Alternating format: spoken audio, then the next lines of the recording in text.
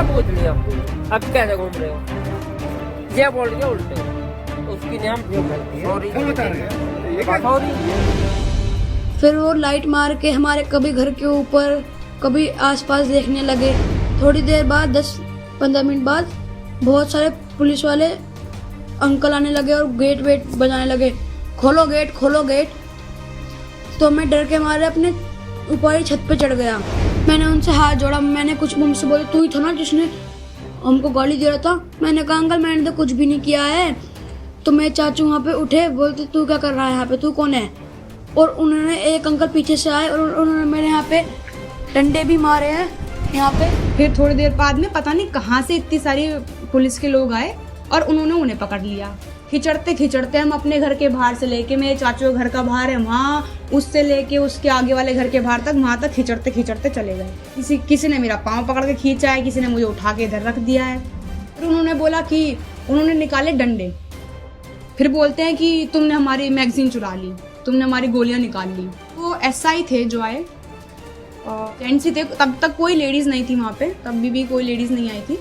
जय हिंद दोस्तों, अपने परिवार रॉयल सोल्जर चैनल के माध्यम से आप सभी का मैं दिल से हाथ जोड़ के आज निवेदन करता हूं कि हमारे देश के एक जवान को इंसाफ दिलाने के लिए, कमांडो को इंसाफ दिलाने के लिए इस वीडियो को लास्ट तक देखिएगा, नहीं सिर्फ इसको शेयर भी कीजिएगा। और ये वीडियो जो है उत्तर प्रदेश के चीफ मिनिस्टर आदित्यनाथ योगी जी के दफ्तर तक पहुँच जाए और वहाँ की यूपी पुलिस के जो DG हैं उन तक भी पहुँच जाता है। उनको पता चले कि उनकी नाक के तले कितना बड़ा गिरोह काम कर रहा है, किस साजिश के तहत अभी किसान आंदोलन खत्म हुआ, अब एक जवान आंदोलन को पैदा करने की शुरुआत की जा रही है कि किस तरीके से देश के जवान भड़कें देश के खिलाफ, उत्तर प्रदेश सरकार के खिलाफ। क्योंकि योगी पुलिस का टैग जो लगा हुआ है ना उत्तर प्रदेश के साथ की योगी पुलिस, तो पहले पूरी उत्तर प्रदेश पुलिस को बदनाम किया जाए, उसके बाद चुनाव आने वाले हैं, योगी की इमेज को खराब किया जाए, उसके बाद सेंटर की इमेज को खराब किया जाए। बहुत बड़ा इंटरनेशनल षड्यंत्र लगता है ये, जिसमें से खुद उसके परिवार ने इस बात को बोला है।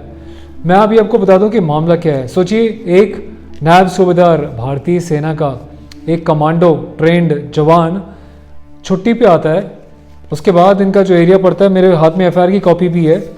पूरा मामला क्या था आपको मैं एक एक स्टेप बाय स्टेप बताता हूँ। सोचिए, एक्चुअली इनके गांव की मैं पहले आपको थोड़ा बता दूंगा गांव कहाँ पे। इनका जो गांव है भाई जी, ये नायब सूबेदार श्री राजीव कुमार जी है, निवासी ग्राम खटकी, थाना किला परीक्षितगढ़ के रहने वाले उत्तर प्रदेश। अब ये 3 तारीख को आए थे बरेली छुट्टी लेके, अपनी फैमिली के साथ कोई फैमिली फंक्शन था, इनको अपने गांव आना था। 5 तारीख को इनकी फैमिली का फंक्शन था। तकरीबन 9 बजे के आसपास जो है प्रोग्राम चल रहा था। तो गांव में हुआ क्या कि इनके गांव में कोई पुलिस कॉल थी कि किसी गांव में कहीं दूर किसी फैमिली में फायरिंग हो गई थी, लड़ाई झगड़ा हो गया था। तो पुलिस आई थी रात के समय, पुलिस किसी ऑफिशियल वर्क से आई होगी उनके फायरिंग की कॉल के रिगार्डिंग। तो इनके घर में, जैसे मैंने बताया कि नायब सूबेदार जी के घर में फैमिली फंक्शन चल रहा था, तो इनके बेटे को देख के बाहर पुलिस आवाज़ देती है, बोलती है ओए लड़के इधर आ। वही जिनका तरीका है बोलने का, इनको इतना मैनर्स नहीं है कि आप शायद किसी यंग बच्चे से बात कर रहे हैं, स्कूल गोइंग चाइल्ड है, कैसे बात करनी है। पुलिस बनी हमारी सेफ्टी के लिए, समस्याओं को कम करने के लिए। इन्होंने तो समस्या को इतना बढ़ा दिया कि आप सोच भी नहीं सकते। तो हुआ क्या, यूपी की इनकी जो यूपी पुलिस की गाड़ी संख्या थी UP 15 AG फॉर गोल्फ 0744, इसके पास आकर रुकी और उसमें बैठे पुलिसकर्मी ने मेरे बेटे से बड़ी अकड़ से पूछा, ओए इधर आ, कहाँ घूम रहा है। मेरे बेटे ने जवाब दिया कि बस ऐसे ही घूम रहा हूँ। ये वर्ड याद रखना, बस ऐसे ही घूम रहा हूँ। इससे पहले कि हम आगे बढ़ें, खुद इस पुलिस वाले की जुबानी में आपको बता दूं कि इसने खुद इस बात को एडमिट किया है कि इस लड़के ने इसको छूटते ही पहले बोला, तो इस बेटे ने जवाब दिया कि बस ऐसे ही घूम रहा हूँ। गाड़ी बैक करके हमको लेके जा रहे थे, बच्चों से पूछा कि आप कैसे घूम रहे हो, हम तो ऐसे ही घूम रहे हैं। अरे तो भैया दोस्तों, भी आपने सुना, खुद मोहसिन अहमद ने जो शिकायत करता है इस मामले का, उसने एडमिट किया कि बच्चा, उसने वर्ड यूज़ किया कि बच्चे को हमने पूछा तो उसने हमें इस तरीके से जवाब दिया कि हम तो ऐसे ही घूम रहे हैं। लेकिन FIR में क्या झूठ लिखता है, ये जो रेड लाइन से मार्क किया हुआ है, ये लिखता है जी, जो हम लौट रहे थे तो 3 लड़कों से फायरिंग की घटना के संबंध में जानकारी की गई, तो हम पुलिस वालों को देख के गाली गलौज करने लगे। उन तीनों लड़कों से गाली देने के लिए मना किया गया तो अधिक उग्र हो गए तथा पास के ही एक लड़के ने अपने पिता को बुला लिया, जो राजीव उर्फ बिट्टू नाम ये बता रहे हैं। मतलब यार खुद पुलिस ने एडमिट किया और खुद ही इसमें झूठ लिख दिया। Point number 1 to be noted, DG महोदय। अब डीजी महोदय, क्लास 11वीं कक्षा में पढ़ने वाले बच्चे की खुद की स्टेटमेंट सुनिए कि उसने क्या कहा था और पुलिस ने क्या पूछा था। नमस्ते, मेरा नाम कीर्तिवंत है और मैं नायब सूबेदार राजीव कुमार का लड़का हूँ। मैं क्लास 11th में और बरेली में पढ़ता हूँ। तो हुआ ये था कि मेरे पापा और हम 3 तारीख को अपने गांव आए और 5 तारीख को यहाँ पे एक छोटा सा प्रोग्राम था जिसमें मेरी बुआ माता पूजने आई। तो सब लेडीज़ तो घेर में बैठी थी और जेंट्स घर पे बैठे थे और मैं और मेरे 2 और भाई खाना सर्व कर रहे थे। तो हम जब घर को आ रहे थे खाना लेके, तो बीच में पुलिस वाली गाड़ी आती है और हमको बोलती है, ओए कहाँ घूम रहा है? तो मैंने बोला ऐसे ही घूम रहा हूँ। तो पुलिस वाले एकदम से बोलते हैं मेरे को कि तमीज़ से रह, तेरी औकात नहीं हमसे बात करने की। तो मैंने बोला सर मैं तो अच्छे से बोल रहा हूँ, इसमें औकात वाली कौन सी बात आई? तो पुलिस वाली बोलते हैं कि जा अपने बाप को बुला के ला। तो मेरे पापा आते हैं और पापा बोलते हैं हाँ भाई क्या बात हुई? तो बोलते हैं कि तूने अपने बच्चे को तमीज़ नहीं सिखाई है, कैसे बात कर रहा है? तो पापा पूछते हैं जी हुआ क्या ये तो बताओ। बोलते हैं कि ऐसे ऐसे बात है और हम यहाँ से आ रहे थे और तेरा बच्चा नू बोल रहा है कि ऐसे घूम रहे हैं। तो पापा ने बोला इसमें बच्चे ने तो कुछ गलत नहीं बात बोली। तो पुलिस वाले बोलते हैं कि तू हमें मत सिखा, ये तेरा बच्चा गलत बोल रहा है। तो एकदम से सब रिश्तेदार घर से बाहर आ जाते हैं और बोलते हैं कि अच्छा जी हम बच्चे की तरफ से माफ़ी मांगते हैं, बच्चे ने जो गलत बोला है उसके लिए सॉरी। तो इतनी देर में क्या होता है कि सब शांत हो जाते हैं और सब बोलते हैं कि चलो चलो ठीक है, ये अपने खड़े रहेंगे और हम चलते हैं। और पुलिस वाले एकदम से चाचू को उठा लेते हैं।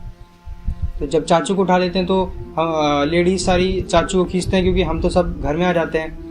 तो हम फिर चाचू बाहर आ जाते हैं। तो हमारी लेडीज़ बोलते हैं कि ठीक है तुम घर में रहो, हम बात करते हैं एक बार उनसे क्या बात हुई। तो इतनी देर में हम इतने घर बैठे रहते हैं। तो 10-15 मिनट के बाद, तकरीबन 10-15 मिनट के बाद पुलिस आ जाती है। वो उसमें लगभग 25-30 आदमी आते हैं और वो एकदम से सबको उठा के ले जाते हैं और उनको जो भी बीच में मिलता है, चाहे लेडीज़ है चाहे बच्चा है, उस सबको डंडा मारते हैं और सबको खींच के ले जाते हैं और बहुत बदतमीज़ी से बात करते हैं। जब कोई फंक्शन हो रहा था बच्चे आवे जावे ना और फंक्शन है किसी को लड़ाई झगड़ी नहीं है तो हमें जाने की क्या जरूरत है? कोई बात है आपकी बात सही है। और ये जिसने कंप्लेंट लिखाई है इस परिवार के खिलाफ, उसका नाम भी देख लीजिए आप ज़रा। ये शांति दूत है मोहसिन अहमद। मोहसिन अहमद ने जो कंप्लेंट लिखाई है, पूरी कंप्लेंट इसकी एफआईआर में आपको भी पढ़ के सुनाऊंगा। पहले बता दूं इसने धारा लगवाई है 147, 148, 323, 332, 353, 307, अच्छा 393, 504 और 506। तो सोचिए इतनी धाराएं इस बात पे लगा दी कि फौजी के बेटे ने ऐसे कैसे बोल दिया, बस ऐसे ही तो घूम रहा हूँ, क्या हो गया घूम रहा हूँ। तो इतनी सी बात हुई थी। मेरे हाथ में जो है इसकी माताजी की कंप्लेंट कॉपी भी जो उन्होंने खुद वहाँ के एसएसपी को दी है 10/12/2021 को। तो इसमें लिखा हुआ आगे कि भैया इसके बाद जो है वो तीनों पुलिसकर्मी एक साथ चिल्ला के बोलने लगे तमीज़ से रह और औकात में रह के बात कर। मतलब यार एक स्कूल के बच्चे को आप कह रहे हो औकात में रह के बात कर, 11वीं क्लास के बच्चे को शर्म आनी चाहिए ऐसे लोगों को जो खाकी पहन के घूम रहे हैं, पुलिस का नाम बदनाम कर रहे हैं, राज्य का नाम बदनाम कर रहे हैं। फिर पुलिस बोलती है तेरी औकात नहीं है हमसे ऐसे बात करने की। उसके बाद ही कहते हैं जी फिर मेरे बेटे ने जवाब दिया कि अंकल मेरी गलती क्या है और इसमें औकात की बात कहाँ से आ गई। तब पुलिस वाले बोले जो अपने बाप को बुला के लेके आ, उसने तुझे तमीज़ नहीं सिखाई है क्या? बस यही विवाद था कि मुख्य कारण था कि पुलिस द्वारा जो कहानी अखबार में लिखी गई है वो सड़क पर ट्रैक्टर में डीजे लगाकर रास्ता रोककर डांस हो रहा था, पूरी तरह निराधार है। मतलब पुलिस ने इतने सारे झूठे लांछन लगाई थी, झूठी स्टोरियां बनाई है जिसका मैं अवैध प्रूफ भांडा फोड़ करूंगा, अभी सुनते रहना। पुलिस वाले इस बात में कोई लेके भाई पकड़ गए। उसके बाद बोलने लगे दारू पीकर क्यों बकवास कर रहे हैं। तो सूबेदार साहब ने बोला घर के प्रोग्राम है, रिश्तेदार आए हुए हैं, प्रोग्राम चल रहा है, पार्टी चल रही है, दारू पी ली, घर में बैठ के पी रहे हैं, थोड़ी बहुत जैसे पीते हैं, उसमें क्या दिक्कत है। तो पुलिस वाले ने जो है इनको बहन की गाली दे दी भाई सबसे पहले। फिर पुलिस वाला बोला तो मुझे मत सिखा, मैं देख लूँगा तुझे। उसके बाद जो सूबेदार साहब ने बोला किसी गलतफहमी मत रहना, हम भी फोर्स के लोग हैं, मैं फौजी हूँ, सूबेदार हूँ और मेरे घर बहनों ही सीआरपीएफ में है और ये मेरी मौसी का लड़का पुलिस में भी है, तुम चाहो तो हमारे आई कार्ड देख लो। इसमें इतनी बात को बढ़ाने वाली कोई बात ही नहीं है यार, छोटे से बच्चे ने बात बोली, आप मेरे ऊपर भी इसी तरीके से बदतमीजी कर रहे हो। इतना कुछ होने के बाद जो है वहाँ से मामला सुलट गया। लोगों ने जो है हाथ वाथ जोड़ लिए, बोला भाई गुस्सा थूक दो, अपना ही बच्चा है, चलो कोई बात नहीं चले जाओ। तो भाई इतना कुछ करके पूरे हाथ वाथ जोड़ के पुलिस वाले वहाँ से चले गए, मामला खत्म हो गया, कोई दिक्कत नहीं हुई। इसका पहले मैं आपको वीडियो दिखा दूँ, उसके बाद पुलिस ने क्या हरकत करी वो दिखाता हूँ आपको। पहले इस वीडियो को देखिए कि पुलिस वाले के सामने किस तरीके से हाथ जोड़े हैं, और बल्कि पुलिस ने गलत स्टोरी बनाई है।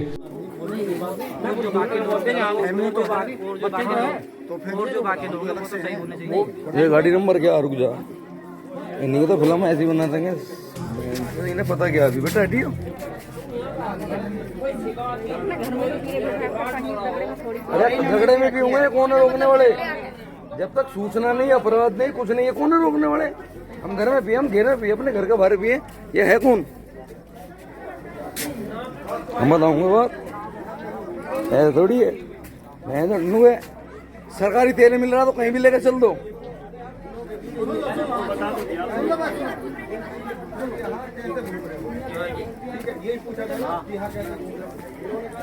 मैं घर आऊंगा, वे घूमेंगे।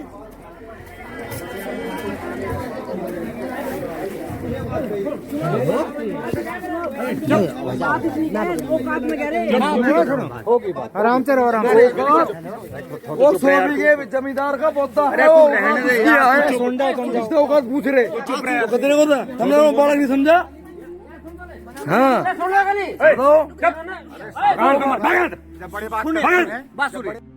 इस पॉइंट पे नोट कीजिए, घर की महिलाएं और वो जो लाल जैकेट में है ना बिटिया, ये खुद नायब सूबेदार साहब की बेटी है, स्वर्णिका चौधरी। देखिए जरा बेटा, आप पीछे हटो, बच्चों आप पीछे हटो, बिल्कुल पीछे हटो। उधर से इनका अधिकार है, कोई नहीं कैसे घूम रहे ये पूछेंगे क्यों नहीं पूछेंगे, ड्यूटी पे वो इनकी ड्यूटी है। तुमने पूछ लिया, अब कैसे घूम रहे हो? ये बोल के उल्टे उसकी नाम सॉरी सॉरी। ये बात तो पहले भी हो सकती थी कि अब नहीं, मैं कह रहा हूँ ना सॉरी शर्मा जी, सॉरी। नंबरदार बालक तो आपके भी बालक था, उसका पूछना कौन सा कहता बच्चे क्या हैं शर्मा जी, बच्चे हैं। आपके बच्चे भी कर सकते हैं गलती, क्या बात है? पहचान नहीं रहे हो। डीजी साहब इस व्यक्ति को देखिए कितने स्माइली फेस के साथ हम्बली ये रिक्वेस्ट करके इनको अपॉलजी कर रहा है, और इसी को जेल में डाल दिया है। जो स्माइल करता है उनका फैमिली मेम्बर है। मतलब इसे कहते हैं सरेआम गुंडागर्दी, झूठ बोलना। इसके ऊपर इल्ज़ाम लगा दिए कि जानलेवा हमला किए, ये किया, इतनी सारी धाराएं लगा दी। इस व्यक्ति का फोटो देखो, अखबार में भी छपा है। आपका बालक इनकी कोई वीडियो शर्मा जी पैर पकड़वा दे यार, ऐसे तो कोई जानवर भी नहीं करता। फैमिली कह रही है बच्चे से पैर पकड़वा दें, फिर भी रहम नहीं आया पुलिस को, फिर भी इतनी झूठी धाराएं लगा दी, बोला मारा पीट रहा है। क्या आपको मारते पीटते दिख रहे हैं? ये पुलिस वाले सारे वीडियोस बना रहे हैं, कहाँ है इनके वीडियो में पुलिस वालों के में दिख रहा है कि इनके ऊपर हमला किया, जानलेवा हमला किया, इनकी वर्दी फाड़ी। और ये जो पुलिस वाला जो कह रहा है वर्दी फाड़ी है, खुद ये जो है जैकेट में खड़ा हुआ है, डार्क ऊपर से अपर जैकेट में, कहाँ से इसकी वर्दी फाड़ती झूठे में। चलो चलो भाई, चलो भाई, मुकदमा दर्ज करा, उठा के ले।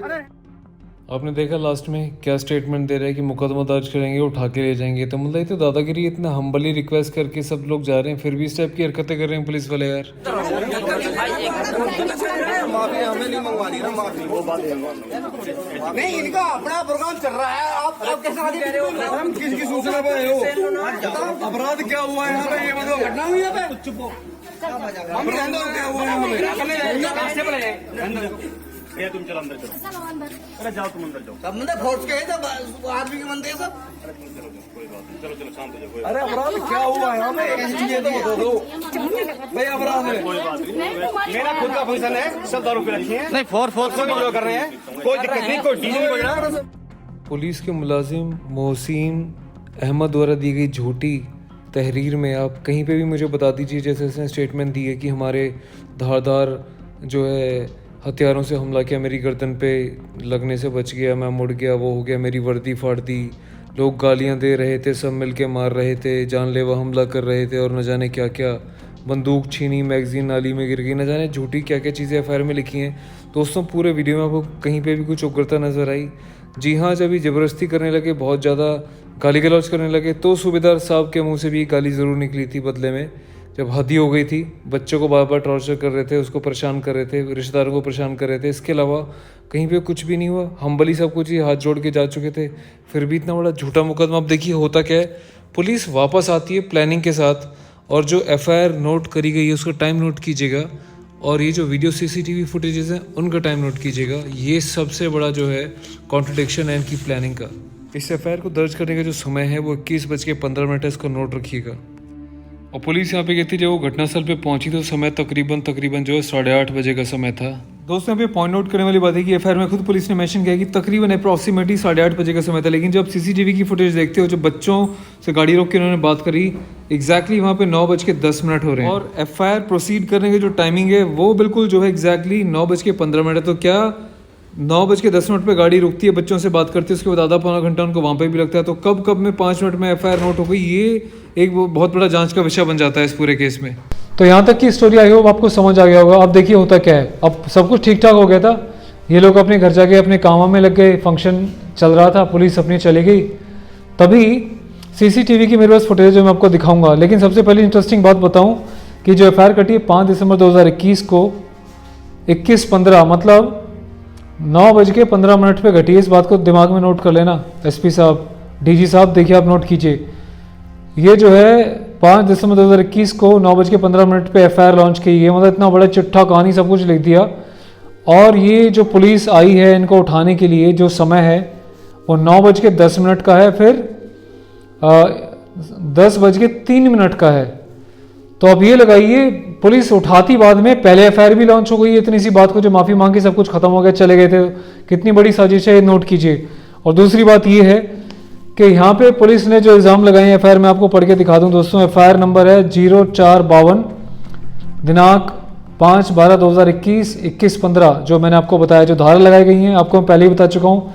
147, 148, 323, 332, 353, 307, 393, 504, 506 चुल्लू भर पानी में डूब मर जाना चाहिए ऐसे लोगों को जो खाकी पहन के इस तरीके से झूठे इल्ज़ाम लगा रहे हैं। वो तो एक सूबेदार साहब थे, हमारे संपर्क में हैं, और रविंद्र भाई को मैं हैट्स ऑफ करता हूँ। रविंद्र भाई ने बहुत बड़े लेवल पे इस बात को उठाया और बहुत राहत मिली है इस परिवार को।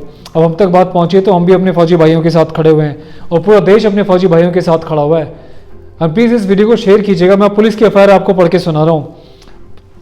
पुलिस की जो एफआईआर लिखने वाला व्यक्ति है, इस महाशय का नाम है मोहसिन अहमद। ये खुद कह रहा है मैं मौके पे था, इसने क्या क्या इसमें झूठी कहानियाँ लिखवाई हैं उसको मैं आपको बता दूं। तो ये कहता है जी, नकल प्रार्थी पत्र हिंदीवादी सेवा में श्रीमान प्रभारी निरीक्षक थाना परीक्षितगढ़ जनपद मेरठ महोदय, सादर निवेदन यह है कि आज दिनांक 5/12/2021 को मैं उप निरीक्षक मोहसिन अहमद बावर्दी, उसके साथ जो है अन्य सब इंस्पेक्टर विपिन शर्मा, उप निरीक्षक गोपाल वर्मा,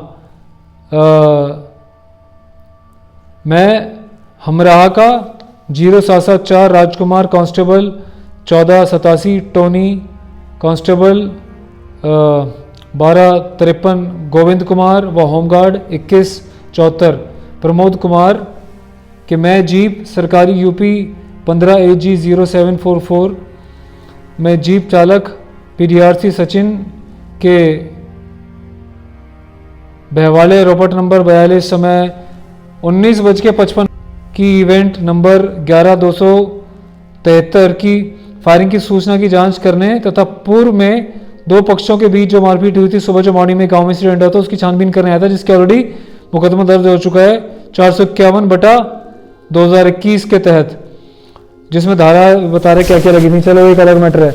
उसके बाद ये लिखता है कि भैया जब हम गांव में गए तो वहाँ पे पहुंचे तो वहाँ पे मौजूद 3 लड़कों से फायरिंग की घटना के संबंध में जानकारी की गई, तो हम पुलिस वालों को देखते ही गाली गलौज करने लगे। मतलब यार कितना झूठ बोल रहा है। कह रहा 3 लड़के थे, बल्कि बेचारा इकलौता एक बच्चा था, और खुद पुलिस वाले ने एडमिट किया, उसकी मैंने आपको वीडियो भी दिखा दी है जिसमें उसके खुद की स्टेटमेंट है।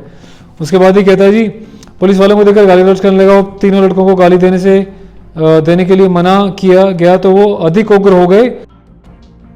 दोस्तों आपने देखा किस तरीके से हाथ जोड़ के हम्बली रिक्वेस्ट करे थे। पुलिस घूम फिर के जो है दोबारा एक बार उनको आती है और उनके रिलेटिव को जबरदस्ती गाड़ी में उठा के डालने लगती है। तब जो है नायब सूबेदार साहब को गुस्सा आता है कि इनके रिलेटिव्स के साथ इस तरीके से बदतमीजी की जा रही है, तब इनके मुंह से गाली निकलती है, वो भी जब पुलिस वाले इसको बार बार गालियां दे रहे थे। सुनिएगा जरा। अपराध क्या हुआ है यहाँ पे ये बताओ। घटना हुई है पे चुप हो। अपराध क्या हुआ है यहाँ पे? तुम चलो अंदर चलो। अरे जाओ तुम अंदर जाओ। सब मंदिर फोर्स के है सब आदमी के मंदिर सब। अरे तुम चलो जाओ, कोई बात नहीं। चलो चलो शांत हो जाओ। अरे अपराध क्या हुआ है यहाँ पे? ये तो बता दो भाई अपराध है। कोई बात नहीं, मेरा खुद का फंक्शन है, सब दारू पे रखी है। नहीं फोर्स से जो कर रहे हैं कोई दिक्कत नहीं, कोई डीजे नहीं बज रहा। फोर्स वाले सब किसी की बदतमीजी बर्दाश्त नहीं होगी। कार्ड देख लो भैया, किसी की बदतमीजी बर्दाश्त नहीं होगी। कार्ड देख लो। तो आप सोच रहे हो कि फौजी ने भी क्यों गाली दी? इसलिए गाली दी क्योंकि जब इन्होंने सारी सीमाएं पार कर दी। वो खुद कह रहा है कि किसी की बदतमीजी बर्दाश्त नहीं होगी। मतलब इन लोगों ने लड़कियों के सामने, माँ बहनों के सामने गालियां देनी शुरू कर दी। इनके घर वालों को उठा उठा के गाड़ी में डालने लगे, बदतमीजी करने लगे। तो मजबूर उनके मुंह से भी गाली निकली है। आपस में कोर्ट की बेइज्जती होगी और क्या हो गया भाई? ये बताओ, आराम से बात कर रहे हैं, ये सही व्यवहार है? सही बात नहीं, सही व्यवहार है? कोई बात नहीं, हमको कोई बात नहीं, हमको उनका सही व्यवहार है। आप भी फोर्स हो, यही फोर्स ही है। एंजॉय चल रहा है। दोस्तों इस क्लिप में आप देखिएगा, ये व्यक्ति है मोहसिन अहमद। ये जो आपको फेस दिखाई दे रहा है, माता जी से बात कर रही हैं। अब एफआईआर में इसने लिखा है कि पहले गाली गलौज किया, उसके बाद उग्र हो गए, हमारे ऊपर धारदार हथियारों से हमले किए, मेरी गर्दन कटने से बच गई, ये हो गया वो गया, गर्दन के पास से वो गंभीर घायल हो गया, बच गया। और इसने लिखा है कि मेरी पूरी वर्दी फाड़ दी। कितना झूठा इंसान है यार ये।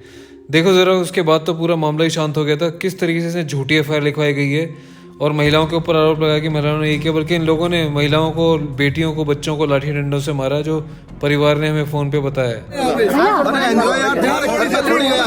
यहाँ से गाड़ी बैक करके हम तो लेके जा रहे थे, बच्चों से पूछा कि आप कैसे घूम रहे हो, हम तो ऐसे ही घूम रहे हैं। अरे तो भैया, तो इस मोहसिन अहमद की स्टेटमेंट दोबारा आपने सुनी है। खुद ही एक्सेप्ट कर रहा है बच्चे वाली बात को कि बच्चे से हमने गाड़ी बैक करके जा रहे थे, बच्चे से मैंने पूछा कहाँ घूम रहा है, तो उसने हमें बोला मैं तो ऐसे ही घूम रहा हूँ। तो वो ईगो को अब तक ये लेके बैठा हुआ बंदा। मतलब ये साफ हो जाता है जो स्टेटमेंट में इसने एफआईआर में लिखा है कि 3 लड़के थे, गाली गलौज करने लगे, बिल्कुल सरासर झूठ है। यहाँ पे खुद ही एडमिट कर रहा है इस बात को। किसी लड़के से सवाल पूछा और लड़के ने इस तरीके से इसको जवाब दिया। ये बात मेरी बात जब कोई फंक्शन हो रहा था बच्चे आवे जावे ना। खाजा अपने कुरान पाक की कसम, अपने अल्लाह की कसम, अपने बच्चों की कसम की ये सच कह रहा है तू। कहाँ शक्ल दिखाएगा यदि वाकई तू एक सच्चा मुसलमान है और सच्चा मजहबी है? तो इतना बड़ा झूठ बोल रहा है तू।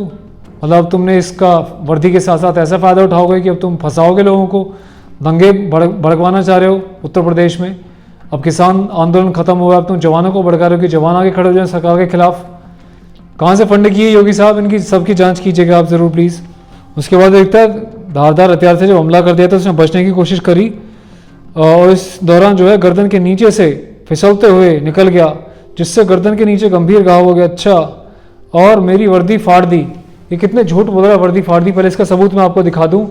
ये पूरी जैकेट पहने खड़ा हुआ है पूरे सीन में, घर आने से लेके जाने तक इसकी वर्दी कहाँ किसने फाड़ दी। कितना बड़ा झूठा है। और वो साथी तमाम इसके साथ जो मौजूद होकर झूठ बोल रहे हैं, इसकी जांच होनी चाहिए कि इतनी बड़ी कौन सी साजिश हो गई कि एक भारतीय सेना के जूनियर कमीशन्ड ऑफिसर को, एक खुद सीआरपीएफ के जवान को, खुद एक यूपी पुलिस के जवान के समेत एक वकील और अन्य व्यक्तियों को, इन लोगों ने जो है तमाम 7-8 लोगों को इस तरीके से उठा लिया। कौन सी बड़ी साजिश को अंजाम देना चाहते थे पुलिस की पूरी टीम मिलकर? किसने इनको इंटरनेशनल फंडिंग की है, इसकी भी जांच होनी चाहिए। ऐसा लग रहा है इन हालातों को देख के, इतनी जल्दी कोई इतना उग्र नहीं होता पुलिस वाला, कोई किसी के ऊपर इतनी बड़ी धाराएं एफआईआर नहीं लगाता। और सबूत इस पक्ष ने पूरे दिखा दिए वीडियो के, क्लिप बाय क्लिप, सीसीटीवी की फुटेज, तो साफ हो जाता है कि पुलिस वाले खुद वहां पे खड़े के वीडियो बना रहे थे। तो कहाँ वो वीडियो फुटेज जहाँ पे पुलिस की वर्दी फाड़ी गई, जहाँ पे पुलिस के ऊपर धारदार हथियार से हमला किया गया? इतना नीचे गिर सकती है यूपी पुलिस, इतनी बेशर्मी दिखा सकती है, कभी सोचा नहीं था। अब ये देखिए सूबेदार साहब जब सारा काम खत्म करके फ़ोन लेके बिल्कुल रिलैक्स होके जा रहे हैं, तभी पूरी पुलिस यहाँ पे पहुँच जाती है और एक एक करके इनके पूरे परिवारजनों को, रिश्तेदारों को, सबको उठा उठा के गाड़ी में डाल के थाने ले जाती है। लाइव आप देख पा रहे हैं। एफआईआर का अगला पेज पढ़ता हूँ अभी। इसमें लिखा है कि भैया उप निरीक्षक श्री गोपाल वर्मा ने पिस्टल लूटने का प्रयास किया गया। अच्छा, मतलब अब पुलिस को और कुछ नहीं मिला तो पिस्टल लूटने की भी धाराएं लगाने के लिए, स्ट्रॉन्ग धाराएं, खुद की पिस्टल लूटने की भी भाई धारा लगा दी। मतलब पुलिस वहाँ पे 3 सब इंस्पेक्टर रैंक के व्यक्ति खड़े हैं, 4 जो है सिपाही होमगार्ड खड़ा, उनके सामने पिस्टल लूट ली। हद है यार। मतलब ये क्या चल रहा है यार, खुलेआम गुंडागर्दी पुलिस की। इतनी बड़ा झूठ। उसके बाद कहते हैं जी इस छीना झपटी में पिस्टल की मैगजीन निकल के नाली में गिर गई तथा जब उन सभी को शोर मचाते हुए कहा गया, वो बोलने लगे कि सालों अगर कोई भी जांच या किसी भी मामले में हमारे मोहल्ले में घुस गए तो उनसे जो है लाइफ थ्रेटनिंग की बात की जा रही कि ऐसा उन्होंने कहा। उसके बाद जो है बोलने लगे कि देख लेंगे, धमकी देते हुए भाग गए।